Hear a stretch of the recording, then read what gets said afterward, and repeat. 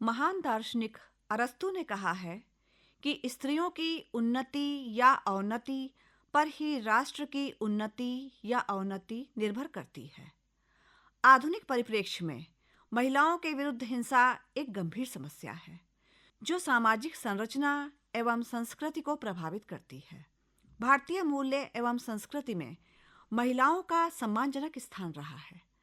शास्त्रों में महिलाओं को शक्ति, विद्या एवं सम्मान का प्रतीक माना गया है। भारतीय संस्कृति में नारी की महिमा का वर्णन करते हुए एक तरफ अर्धनारीश्वर की कल्पना कर पुरुष और महिला की समानता को सिद्ध किया गया है, तो दूसरी तरफ पंचकन्या के रूप में नारी के आदर्श स्वरूप को प्रतिष्ठापित किया गया है। भारतीय संस्कृति और मूल्यों के अंतर्गत नारी को प्राणदात्री, सृष्टि की संचालिका, जगदम्बा एवं जगत जननी स्वीकार किया गया है। फिर भी आज समाज में महिलाओं के साथ होने वाली हिंसा एक चिंताजनक स्थिति है जो हमारे भारतीय मूल्यों, सांस्कृतिक परंपराओं एवं आधुनिक समाज के बीच एक विरोधाभास प्रस्तुत करती है। ऋग्वेद में नारी को पति के घर में साम्राज्ञी का दर्जा दिया गया है। कहा गया है, साम्राज्ञी स्वसुरे भव साम्राज्ञी अधिदेवरशु। ऋग्वेद में ही एक स्थान पर गुणवती नारी को गुणहीन पुरुष से श्रेष्ठ स्वीकार किया गया है। लिखा है, उत त्वा स्त्री शशीयसी पुंसो भवति वस्यसि अदेवत्रादराधस्य विया जानाति जसुदिम वित्रश्यंतम विकामिनम देवता क्रजुते मनः। ऋग्वेद में स्पष्ट रूप से कहा गया है कि पत्नीवान अर्थात सपत्नीक यज्ञ में बैठें और नमस्करणीय को नमन करें। संजानाना उपसीदन अभिज्ञु पत्नीवंतो नमस्यम नमस्यम नमस्यन। यज्ञ में महिलाओं की भागीदारी का वेदों में मात्र वर्णन ही नहीं है, अपितु उन्हें यज्ञ में ब्रह्मा की उपाधि से भी विभूषित किया गया है। ऋग्वेद में उल्लिखित है, स्त्री ही ब्रह्मा बभूविथ। वैदिक काल में शिक्षा, धर्म, व्यक्तित्व एवं सामाजिक विकास में महिलाओं का महान योगदान था। उस युग में पत्नी ही ग्रह की परिचायक बनकर गृहिणी बनी। बिना पत्नी के ग्रह की कल्पना व्यर्थ मानी गई। शिक्षा के क्षेत्र में उनका स्थान पुरुषों से कम नहीं था। उस युग में ऐसी भी स्त्रियां थीं जो जीवन पर्यंत एकाग्रता के साथ विद्याध्ययन में लगी रहती थीं। उन्हें ब्रह्मवादिनी कहा जाता था। लोपामुद्रा, विश्वावारा, सिक्ता, सुलभा, गार्गी एवं मैत्रेयी आदि अनेक ऐसी विदुषी स्त्रियां थीं जिन्होंने शिक्षा, ज्ञान एवं विद्वता के क्षेत्र में सम्मानजनक स्थान प्राप्त किया।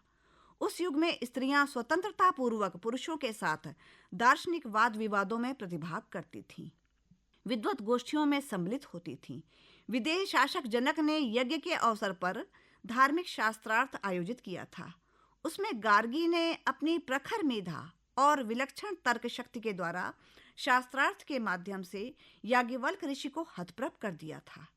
वैदिक काल में महिलाओं के मान और सम्मान में कोई भी कमी नहीं थी। उस समय स्त्रियां यज्ञ संपन्न कराने की अधिकारिणी थीं। वे पुरुषों के साथ यज्ञ में सम्मिलित होकर संपूर्ण प्रक्रिया को संपन्न कराने में सहयोग करती थीं। शतपथ ब्राह्मण एवं तैत्तिरीय ब्राह्मण में अकेले पुरुष को यज्ञ के लिए अयोग्य बताया गया है। उत्तर वैदिक काल में नारियों की स्थिति में बहुत अधिक परिवर्तन हुआ। उन पर सामाजिक और धार्मिक अनेक प्रकार के प्रतिबंध लगाए जाने लगे। आगे चलकर इन्हीं प्रतिबंधों ने दृढ़ रूप ले लिया। उनका स्वतंत्र अस्तित्व समाप्त हो गया और वे मात्र दया की पात्र बनकर रह गईं। धर्मसूत्रों और स्मृतियों के काल में स्त्री की दशा पूर्ण रूप से अधोगति को प्राप्त होने लगी। पितृसत्तात्मक समाज होने के कारण उनकी स्थिति निरंतर खराब होती गई और उन पर अनेकों प्रकार के नियंत्रण भी लगाए जाने लगे। मनु जैसे स्मृतिकारों ने स्त्री को कभी भी स्वतंत्र न रहने के लिए निर्देशित किया है। मनु स्मृति में उल्लिखित है कि स्त्री कभी भी स्वतंत्र रहने योग्य नहीं। जब तक वो कन्या है उस पर पिता का संरक्षण रहे, जब विवाह हो जाए तब उस पर पति का संरक्षण कर रहे, और जब वृद्धा हो जाए तब उस पर पुत्र का संरक्षण रहे। लिखा है, पिता रक्षति कौमारे भर्ता रक्षति यौवने रक्षन्ति स्थविरे पुत्रा न स्त्री स्वातंत्र्यमर्हति। इस प्रकार धर्मशास्त्रकारों ने स्त्रियों की राजनीतिक, सामाजिक, धार्मिक, आर्थिक एवं वैयक्तिक सभी स्थितियों पर प्रतिबंध लगाना प्रारंभ कर दिया। शिक्षा के क्षेत्र में भी पूर्णतः इनकी स्वतंत्रता नहीं रही, किंतु रामायण व महाभारत काल में अर्थात महाकाव्य काल में स्त्रियों की स्वतंत्रता पर कोई विशेष प्रतिबंध नहीं था। उनके प्रति समाज की उदार भावना थी। उन्हें शिक्षा व यज्ञ में पुनः स्थान प्राप्त होने लगा था। रामायण से ज्ञात होता है कि राम के युवराज पद पर अभिषेक के समय कौशल्या ने यज्ञ किया था। सा क्षौम वसना हृष्टा नित्यं व्रतम परायणा अग्निम जहोति स्म तदा मंत्र विस्कृत मंगला। महाभारत से ज्ञात होता है कि कुंती को अथर्ववेद का पूर्ण रूप से ज्ञान था। गुप्त काल में कन्या शक्ति के रूप में प्रतिस्थापित हो चुकी थी। शाक्त धर्म के प्रभाव के कारण उसे गौरी एवं भवानी का रूप दिया गया, किंतु उसे शक्ति स्वरूपा समझते हुए भी पिता कन्या के प्रति अपने दायित्वों के भाव से बोझिल होता रहा। पूर्व मध्यकाल तक आकर स्त्रियों के ऊपर नाना प्रकार के प्रतिबंधों के साथ उस पर पुरुष का एकाधिकार मान लिया गया। उनके व्यक्तित्व के विकास पर ग्रहण लग गया। मध्य युग आते आते महिलाओं की स्थिति का निरंतर पतन होता रहा। विदेशी आक्रमणों से पनपी असुरक्षा ने बाल विवाह, सती प्रथा, जौहर व पर्दा प्रथा जैसी नाना कुरीतियों को जन्म दिया और नारी घर की चहारदीवारी में ही कैद होकर रह गई। दास्ता के इस दौर में रजिया सुल्तान, दुर्गावती, जीजाबाई, कर्णावती, अहिल्याबाई आदि वीरांगनाओं का समय आया, किंतु वह बहुत ही कम समय का था। मध्य युग के समापन के साथ नव युग का आगमन हुआ। महिलाओं का समाज में उनका खोया हुआ सम्मानजनक स्थान दिलाने के लिए राजा राम मोहन राय, ईश्वर चंद्र विद्यासागर एवं लॉर्ड विलियम बेंटिक जैसे गवर्नर जनरल ने मिलकर अथक प्रयास किए और सती प्रथा का उन्मूलन व शारदा एक्ट इसी के परिणाम थे।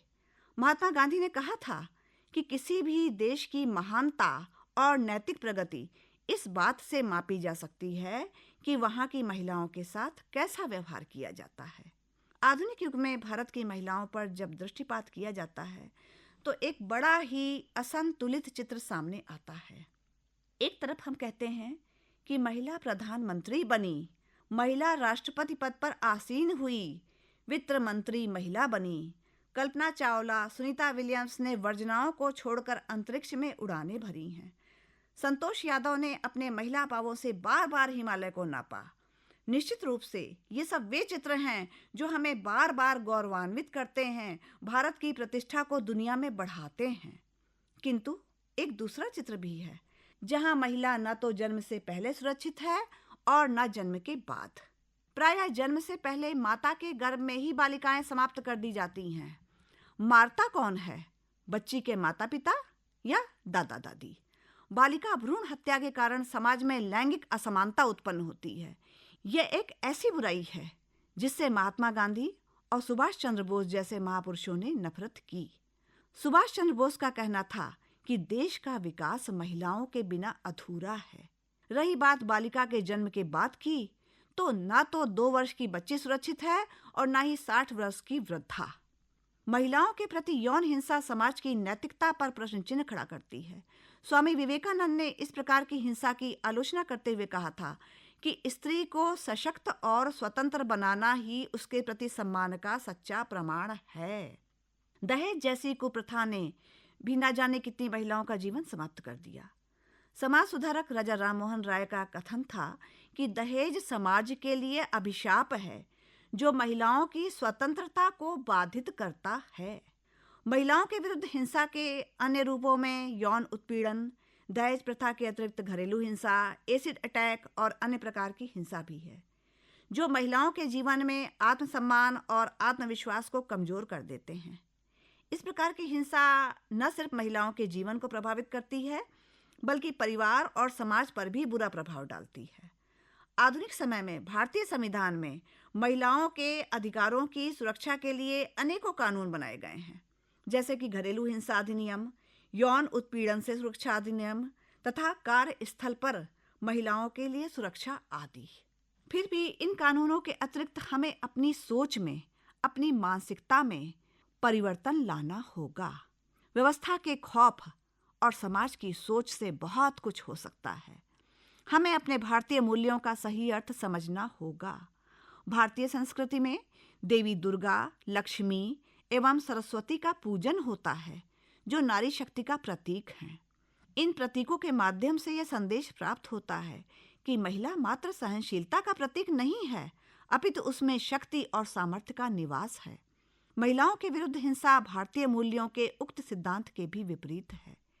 ये विडंबना ही है कि आज की स्थिति में इन भारतीय मूल्यों की व्यवहारिक जीवन में कोई समानता नहीं दिखाई देती।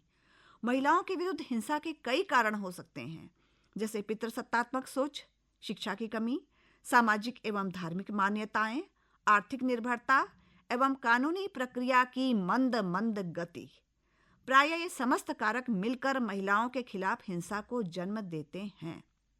भारतीय मूल्य प्रणाली में सर्वजन सुखाय एवं सर्वजन हिताय जैसे सिद्धांत को ध्यान में रखते हुए महिलाओं के प्रति सम्मान और सुरक्षा की भावना को भारतीय समाज में पुनर्स्थापित करना बहुत ही आवश्यक है। ऋग्वेद में यत्र नार्यस्तु पूज्यन्ते रमन्ते तत्र देवताः जैसे भारतीय मूल्य से ओतप्रोत कथन हमें महिलाओं के प्रति सम्मान का संदेश देते हैं। हमें शिक्षा, आर्थिक सशक्तिकरण, न्याय प्रक्रिया में सुधार एवं सांस्कृतिक पुनरुद्धार अर्थात भारतीय मूल्यों को पुनः स्थापित कर महिलाओं को पूर्णतः आत्मनिर्भर एवं सुरक्षित बनाना होगा। अंत में मैं यही कहना चाहूँगी कि महिलाओं के प्रति हिंसा के मुद्दे का समाधान भारतीय संस्कृति एवं समाज के मूल्यों को पुनः स्थापित कर तथा जागरूकता बढ़ाकर ही संभव है। हमें ये भी समझना होगा कि महिलाओं का सम्मान एकमात्र कानून का विषय नहीं है, अपितु सामाजिक दायित्व है।